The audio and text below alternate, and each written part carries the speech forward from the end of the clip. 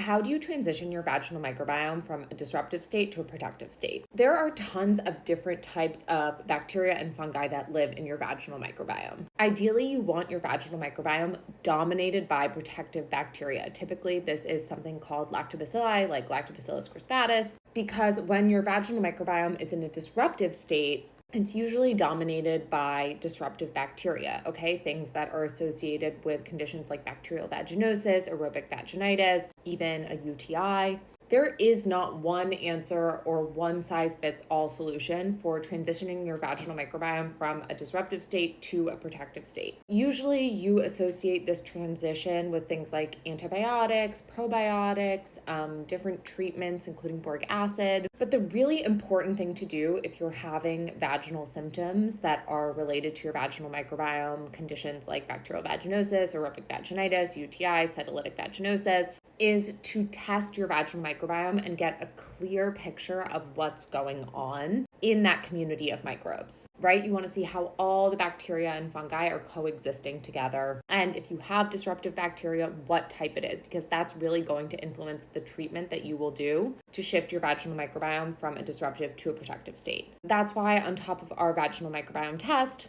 Evie also has our innovative vaginal healthcare, which will personalize a treatment plan based on what your vaginal microbiome looks like.